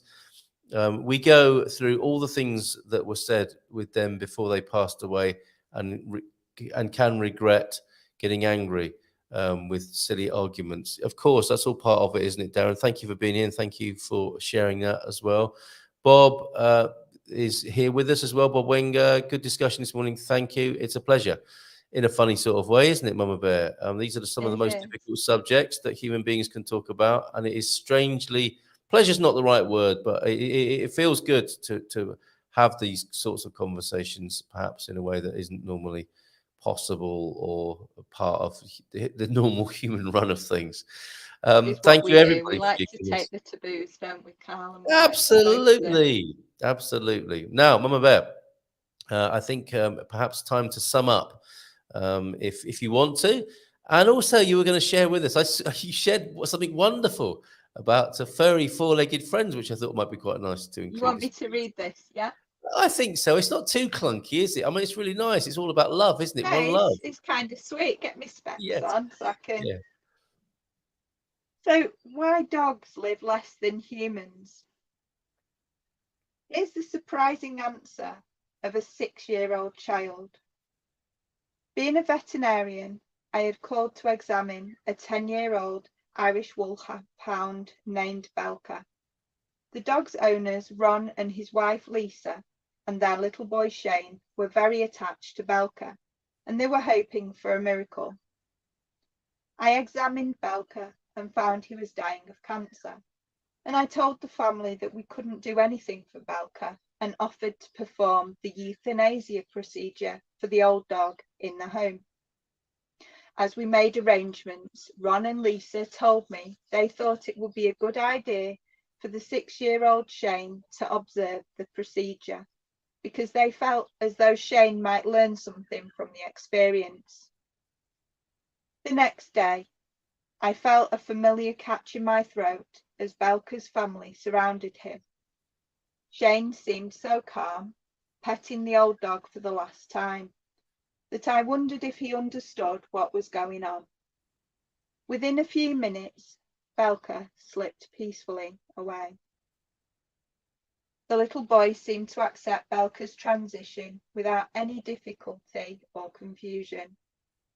We sat together for a while after Belka's death, wondering aloud the sad fact that the dogs' lives are shorter than humans' lives. And Shane, who had been listening very quietly, piped up, "I know why." Startled, we all turned to him. What came out of his mouth next stunned me. I'd never heard a more comforting explanation, and it has changed the way I try and live. He said people are born so that they can learn how to live a good life, like loving everybody all the time and being nice, right? The 6-year-old continued. Well, dogs already know how to do that, so they don't have to stay for as long as we do. Live simply, love generously, care deeply, and speak kindly. Remember, if a dog was the teacher, you would learn things like, when your loved ones come home, always run to greet them. Never pass up the opportunity to go for a joyride. Allow the experience of fresh air and the wind in your face to be pure ecstasy. Take naps. Stretch before rising. Run, romp, and play daily. Thrive on attention and let people touch you. Avoid biting when a simple growl will do. On warm days, stop to lie on your back on the grass. On hot days, drink lots of water and lie under a shady tree. When you're happy, dance around and wag your entire body. Delight in the simple joy of a long walk. Be faithful. Never pretend to be something that you're not. And if what you want lies buried, dig until you find it. When someone is having a bad day, be silent, sit close by and nuzzle them gently. That's the secret of happiness we can learn from a good dog. Oh my God, isn't that great? That's a lovely moment to conclude our conversation. Live life like a dog, with all those wonderful things that you detailed there. Thank you for sharing that yesterday, and thanks for reading it out today, Mama Bear. And the talking stick is yours in conclusion here. Thank you for being here. Thank you for being so amazing and brave. Things which I'm sure in some way you will, I don't know, maybe not accept from me. Maybe you will. I don't know. We shall see. I'm sure many will see you this morning. Yeah, just thank you. Thank you for being here. How would you like to conclude today? I'd like to say thank you. I'd like to remind you all that we run our Death Cafe, which is twice a month. Me and Carl, we do it. It's a very private space. It's a place where you can come, share your grief, share your feelings in a totally safe space. It's not recorded, it's not live, we're just as in live online. It's just us lot all sharing space together by a virtual fireside where we can talk about what matters to us, where, you know, what we're maybe not feeling comfortable with. That is the perfect time and space that you can come and be present with me and Carl and just share. You know, it'd be an honor to have you there. So for joining us, please come and join me and Carl in our space. I think we do it on StreamYard, don't we? We do, yeah, and but not just we not release live. whatever it is just before that on the WhatsApp group that's private, so you need to join that through me and Carl. So join the community at Share and Care. Start talking. People don't use Share and Care to do anything other than sit and put likes on posts. Well, the more we talk about things, the more we share things like not many people share, the more we're honouring our truth, the more we're going to allow ourselves to heal. That's what the group's there for. It's to help those who are bereaved. It's to help those who are suffering from serious illness or incidents, so we can come together as a community, support each other and help walk each other home. Oh, so thank you for today. Wow. And we're here for you. Well, thank you, Mama Bear. Amazing. Never know how it's going to go. I do trust it's going to always be helpful and supportive in some way, and it has been certainly today. A couple more. I can't not read what people have shared, especially when it's just poignant as this. My nan says 007, and thank you, you Goonies who turned up today. Leafy 007. And other Goonies who've tuned in and shared. Thank you for being here, coming into the Good Morning Portugal space. You're very welcome here any day.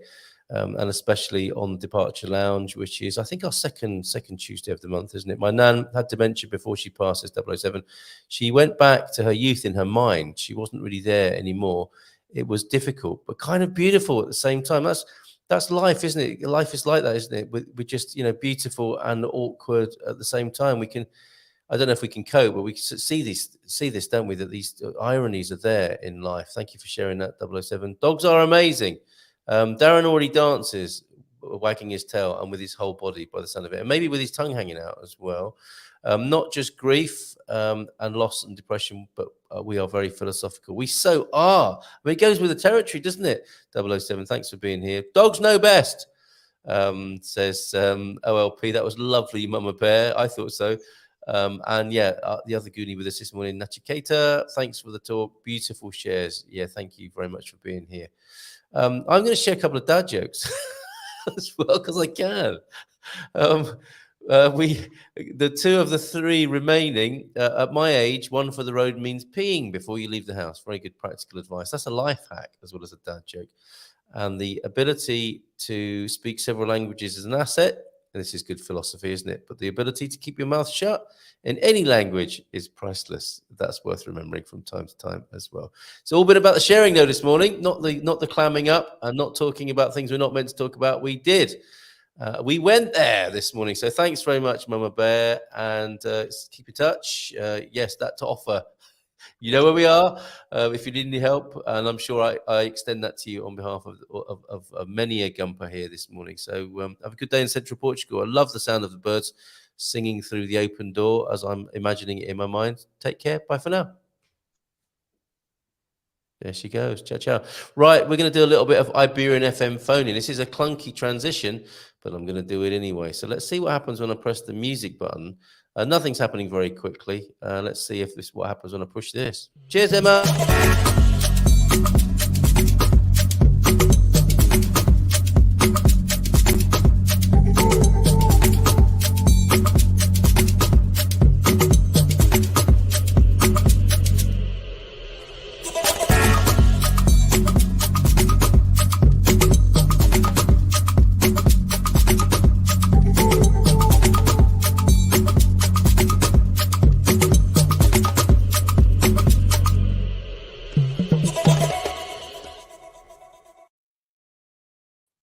Well, That's look at me all lonely on the screen there. What happens if I push? I'm going to try some different. Oh, that's better. Kind of. Fantastic. Thank you all. People are still here, perhaps from the session with the earlier part of our show with Mama Bear. There. Thank you, you Goonies, for being here. It changes a little bit now. I'm going to put the right backdrop on. the, the studio transition hasn't gone incredibly smoothly, but anyway, here we go. That's okay. I'm going to save that like that. And do call in now if you wish to. If you want to pick up on what we've been talking about, 913-590-303 is the number to do that. I've got a few things to share, perhaps to get the conversational party started. I was going to look at the Portugal resident as well. I'm quite shocked by the amount of unused vaccines that the country has that are just going to go into the bin. Oh, is that somebody calling me now? It is, isn't it? I think we're going to get the OLP live on the line now. Oh, sorry, I missed you. I missed your call. I'm going to ring you back, OLP. So stay where you are. Let's just give you a call. Oh, and now you're unavailable. Hate it when that happens. So do call on 91359. I am now watching the phone line. I didn't imagine anyone would call in so quickly. So let me just find a few of these things that I was going to share with you. Oh, here we go. OLP's calling again now. Okay, we can press that green button and have you come through. OLP. Well, it's a very late night for you. What time is it for you now? It's a little after 2. Oh, I my just goodness. got caught up in your program and wanted to say I've sort of not watched that one. I've seen it come up and I thought, but it was amazing. Wasn't it just? And thank you for your contributions as well. Yeah, Mama Bear's quite extraordinary. And I do understand when people are looking at what's on the Good Morning Portugal show today, the departure now, and talking about death and dying. It's not immediately the most attractive subject, is it? No, but it's you hear people that are really putting their heartfelt out, like Marty and and Dougie. I didn't realize he was going through such a really horrible time. He is, bless him. Yeah. That's a lot worse. I mean, you think somebody gets in an accident and you think, okay, they go to the doctor, they do whatever, and then you hear they're in traction, then you hear there's more surgery, and it's all very, if you're not 20, even if you are 20, it still takes a long time to recoup. Right. But it's a great thing you're doing here, Carl. I know it's a slow growing. You had such a big following and still do on the other channel. Yes. And I know this one, I try to share it because I tell people this is a lot of interesting things going on. Yeah. Well, it's quite the conundrum, really, because I do get offers every week, just about, from usually somebody in India who says, you don't have many views and we can help you with that. And in many ways, in a world of metrics, as we seem to be, we're dominated, aren't we, by the rationality of numbers. It does seem that we have quite small numbers, but I do comfort myself with the fact that it is organic growth. People who are tuning in because they want to, rather than because they've been paid to, or I've paid someone to get eyeballs on the screen just for the sake of it. So it's true. We are a small and tight knit niche community. And if it grows, it grows. If it doesn't, it doesn't. It's a pleasure. Certainly, we let me put it this way: we have quality, if not quantity. I suspect you might agree. Yeah, that was exactly the words I was thinking of. Was we want the quality, not the quantity, because a lot of the YouTube hits, as you know, are just people go in and they hit subscribe and they may never watch the channel again. Quite. It's very interesting. Yes, and for you, for example, you only popped in to say hi, and the content was so engaging and or useful and helpful, and you were, it wasn't just a matter of receiving; you were giving to the community as well this morning. So I take that as that to me, if I've got metrics, that's them, that it be useful and helpful, and that people feel engaged and that they've been involved in something worthwhile, which I trust you have, given that you've stayed up till 2 a.m. to do so.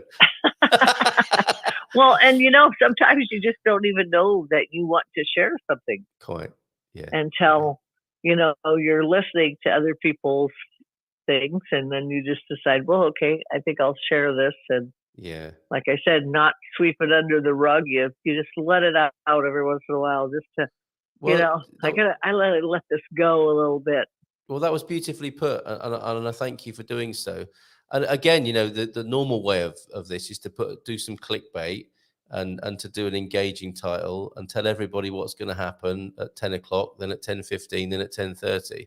I mean, it's not much of an invitation in a way, is it, to come and talk about death and dying? We don't really know what we're going to talk about, but something will happen, and it could be quite useful. People just aren't used to invitations like that right now. Exactly. Well, I want to become more involved in like getting on with some of the other stuff that you have offered for your small our small monetary contribution.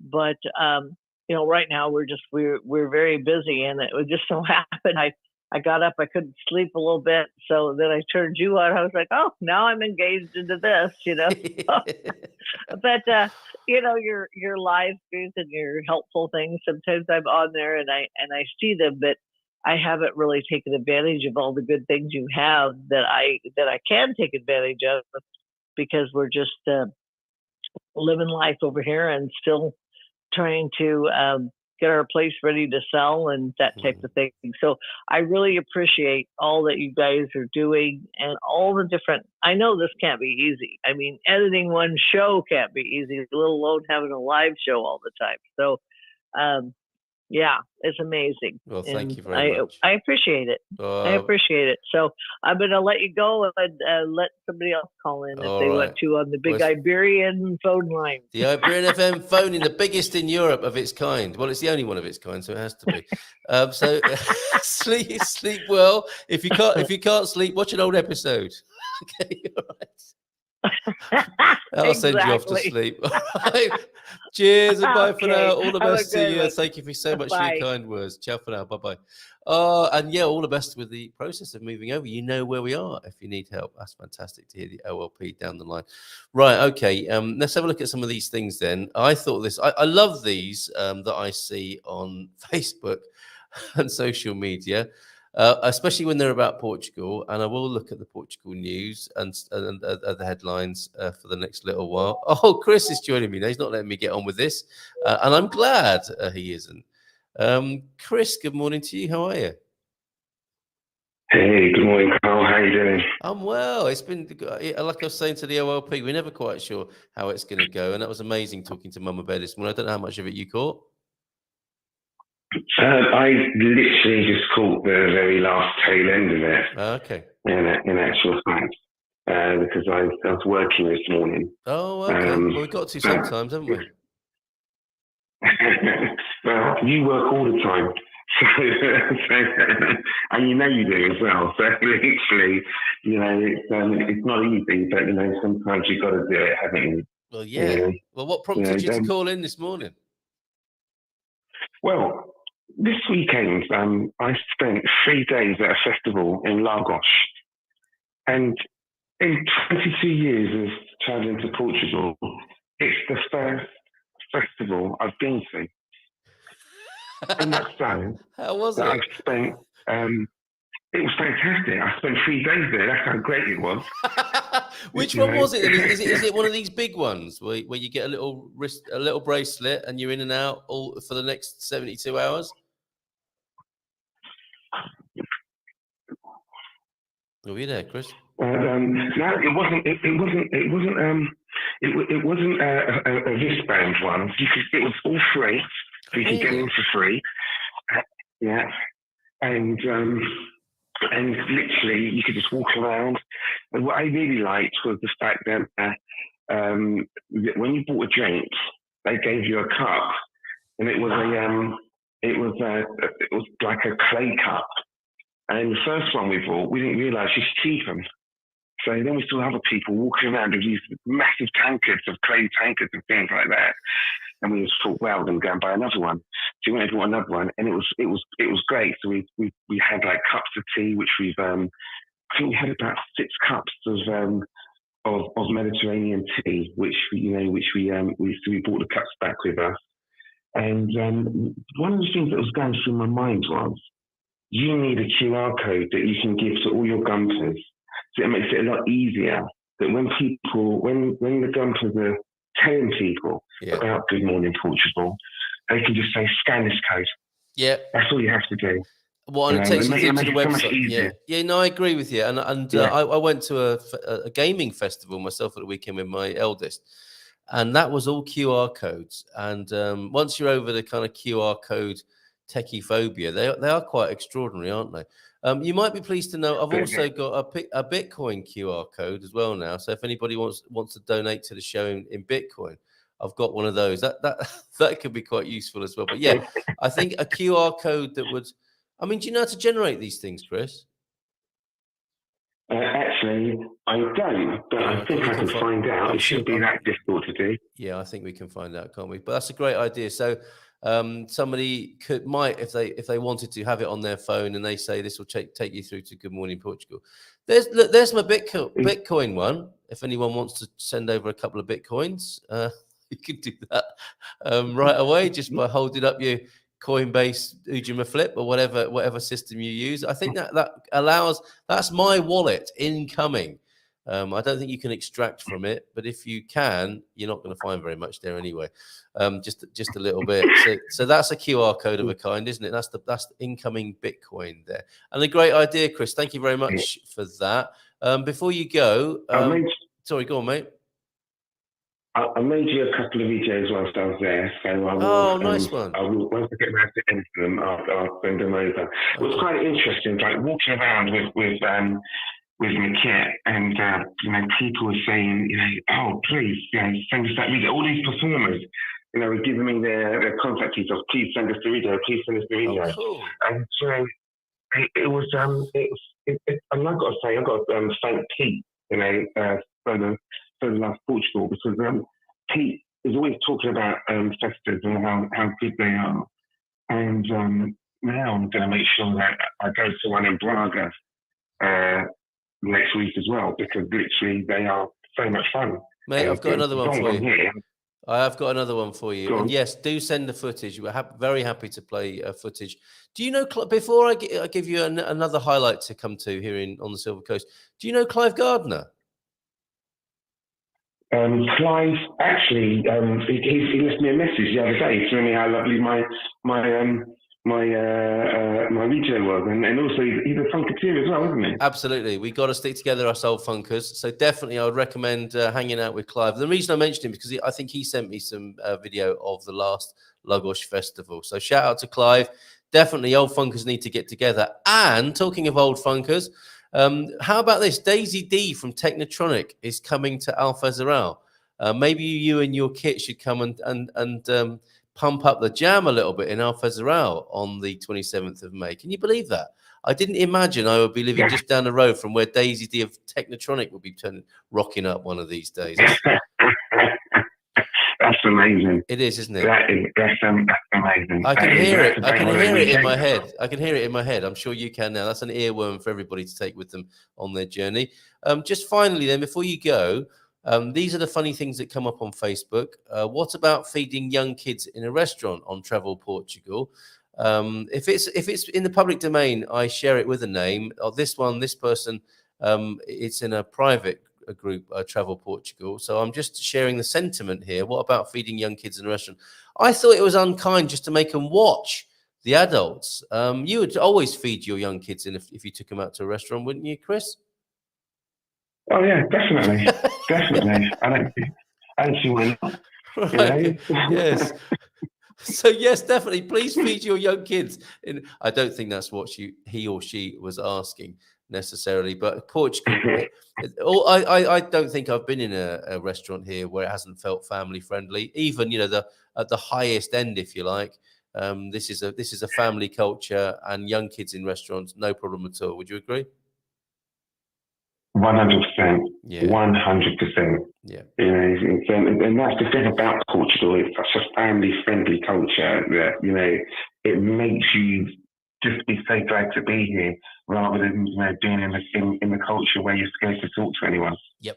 Absolutely. All right, mate. Thank you very much for calling in.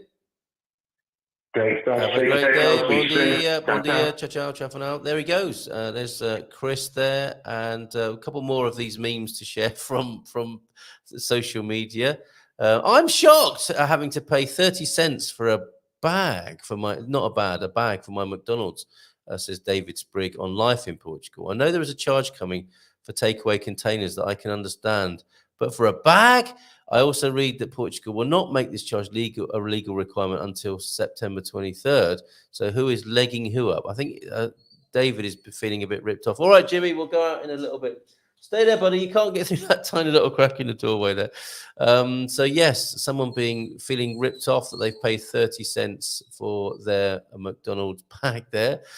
This from Conde de Penamacourt on our YouTube channel. Portugal is 30 to 40 years behind the rest of the European Union in a lot of important stuff. Also, bureaucracy and corruption at state level are our biggest problem. But it's okay, because we just became a European country club and beach house during the summer for Germans, French, and the UK. Both our politics and democracy are a big joke, but we can always look up for emigration. SAF or SEF there, or SADAS, I think that is probably what that means there. Yikes. Okay. And another one, must tell you about this morning's experience between, this is Inga Kastberg, who was in Nazaré. Must tell you about this morning's experience between 9 and 11 today. I was at our local food store, Pingados, to team up with Silver Coast Volunteers Nazaré to raise food for the Banco Alimentaris campaign. Yes, the food bank collectors, scouts and so on were out this weekend. And this last weekend just passed, an older Portuguese gentleman comes in and goes into the store, and instead of leaving some goods in our bags that we hand out, he fills a shopping cart with goods, gives everything away, buys nothing for himself, and then comes back with flowers from his garden to us volunteers. Isn't that beautiful? I got teary-eyed, says Inga, and hugged this older gentleman who, for me, may be the symbol of the great generosity and solidarity of the entire Portuguese people. Now, the flower is on my breakfast table, and every moment I see it, I'm filled with joy and gratitude for being part of this. How beautiful. Fantastic. So a bit of a Portuguese news roundup then, as I find this article on the Portugal news. And you're asking, of course, as well about TAP. Let's see. It's a big hole to go into, the controversy hole of TAP. But I won't, if I don't do it today, we'll return to that and try and give you a bit of background. Oh, pastel de nata is 36 cents. Where's that? Pingados. You get a coffee as well, don't you, for that much in Pingados? Morning, says Beyond Lisbon, Katia Lima, who will be with us on Thursday. So looking forward to that. Great idea, Katia. See her and Tony Bryant, the Portuguese, on Thursday. An ode to those who have lost someone. Please remember, they've never gone. They stay in your heart forever more. A memory to share, to love and adore. Thank you for that ode to anyone who's lost someone. Please remember, they've never gone. They stay in your heart forevermore. A memory to share, to love and adore. Thank you very much, Owen.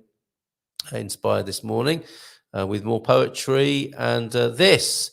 Oh my goodness! I was quite shocked to see this yesterday. And Portugal is by no means the worst offender or culprit here when it comes to what happens if I press that button. Oh, I get whizzed over to the other side there. Okay, there's a vaccination stock photo of an injection of some sort. Talk about single-use plastic. Portugal trashes 3.5 million doses of COVID vaccines. What? Uptake increasingly scarce. Brussels tries to renegotiate contracts. What contracts? Is this the money that has been charged the countries for these things that are just going in the bin?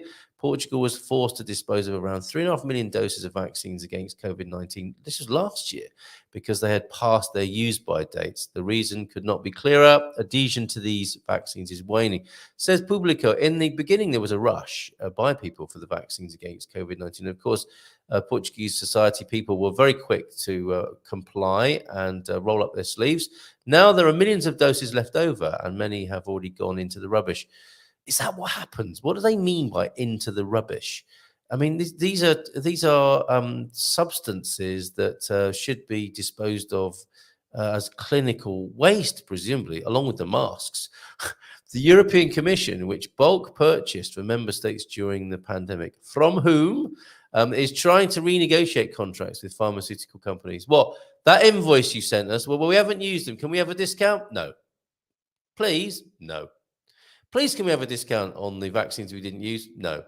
You still owe us however many millions or billions it is. We've got shareholders to pay who are doing very nicely out of this situation for humanity. The wheels of the wheels of commerce must keep turning, notwithstanding a danger to all of humanity, supposedly through a pandemic.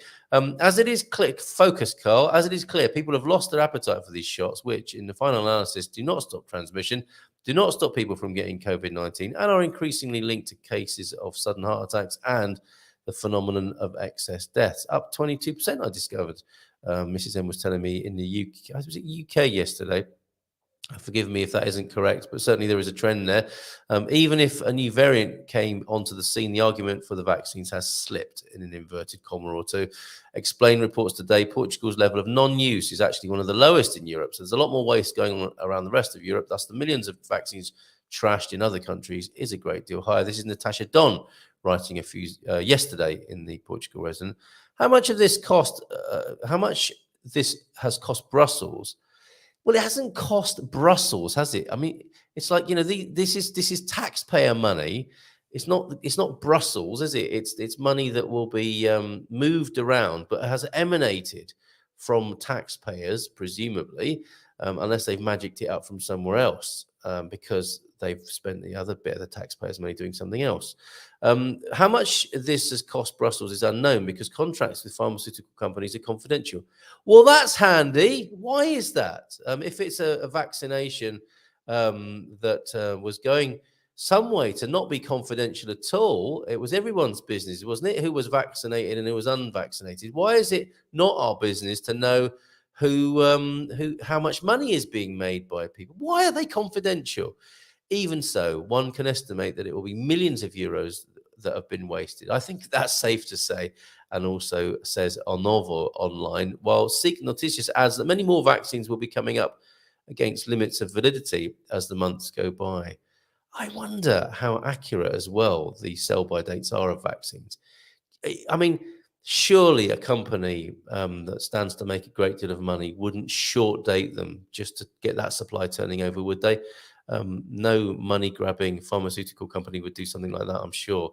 And what is known is that Portugal celebrated 14 contracts with 6 suppliers of these vaccines. 6, and around 40 million of a total of 61.7 million doses ordered and acquired for the period until 2023 have been delivered, according to data from the Ministry of Health, cited by Publico. In December last year, official sources reported that 26 million doses of the vaccines had been administered in Portugal over 2 years.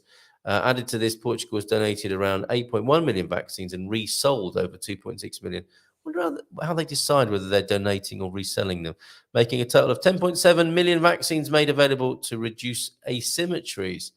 What's that mean? By coincidence, as Brussels attempts to renegotiate its bulk orders, the World Health Organization has finally declared an end to the pandemic after 3 years and 4 months. Well, I certainly hope the Brussels buyer responsible for buying vaccines has no financial interest in the matter and isn't being wined and dined by those who stand to make a shitload of money from this, which is certainly something that may or may not have happened. Okay, who says vaccine doesn't stop transmission? I think quite a few people are saying that now, aren't they?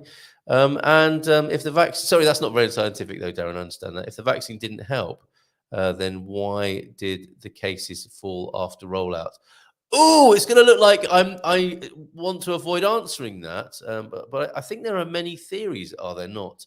Including that the vaccine may have been helpful, of course, in stopping transmission. Although I think it's a matter of public record, isn't it, that whilst it was said absolutely certainly they would stop transmission, and that's why everyone should get one, it would appear they didn't, as a matter of public record thereafter. So, of course, it may have done that. But it also may have been other factors that stopped people becoming ill. It's too big. It's too big a thing to get into right now when I want to finish in a minute's time. But perhaps it's a conversation we can have. It's a good one, isn't it? And it's a conversation we probably will have later on down the line. But I don't have the stats or science available to me, Darren, right now to answer your question. Who says the vaccine doesn't stop transmission? Although that's certainly, I think, a sentiment or a position that has shifted over time. I think it's safe to say that. And if the vaccine didn't help, then why did the cases fall after rollout? Don't know. And I also think there are a number of factors at play there. One of them, which of course could have been the vaccine was effective and did stop transmission to a certain point. I've never heard that it would completely stop cases. They have success rates, of course. I think it was politicians mainly, wasn't it? Who said, get the jab. You should get the jab because it will stop this. And that's why people were selfish if they didn't, because it was going to stop it dead in its tracks. An interesting conversation. I was hoping to limit it to just the horrible waste and my suspected profiteering that was gone on with this. However, it's perhaps unkind of me to just launch that into the air and then end the show. But that is what I'm going to do today. Let's get talking again tomorrow, Wednesday, on the Iberian FM phone-in. Thank you if you've been here for the whole of the last 2 hours, thank you very much. I have been as well, incidentally. And it's funny because the technology seems to have got a whole lot better as we move from Good Morning Portugal into the Iberian FM phone-in. Is it a sign? I wonder. Okay. Leaving that whiff of vaccine controversy in the air, I shall leave you to it and wish you a great day. You know, going overseas in the past always meant getting vaccinated against different exotic diseases. It did, didn't it? And only just recently, it would appear you have relaxed having to be vaccinated against COVID-19 on arrival in America, interestingly. Are you going to drink your whiskey? It's Bearau. Darren, how long have you been here in Portugal? Please look up Bearau. It's not a whiskey, but yes, I might. I might. Quick, like the smash button. And yes, absolutely. I do remember that. But it's not something I've done in more recent times. I do remember that as a teenager going to the Far East, that particular process. OLP. And is that a Fernando Pessoa in the back? Well spotted. Oh, yes, it is. Right behind me there. That one there. Yes. I'm really proud that you've spotted that and that I've been outed as somebody who has a Fernando Pessoa book. Thank you. See you Thursday. I'm into ginger. Well done, Darren. Maybe try a cocktail of Bearau and ginger. I can't guarantee any good results, but I think it will get the party started. So TAP has made Portugal corrupt. Which way round was that? Again, come on, it's 10:32 now. All right, we'll do some sort of TAP investigation of our own and find some of the best materials to understand what's going on with TAP, aka take another plane. I think if you mention TAP to many a Portuguese person, you will see blood come to the surface of their face. It's not a pretty picture. I'm not talking about the Portuguese face that is a blood red with anger. I'm talking about what's gone on at TAP that is the source of some controversy. We'll look into that more later on this week. Thank you for being here. We'll see you in the morning for Ask Anything About Portugal Wednesday. Ciao, ciao.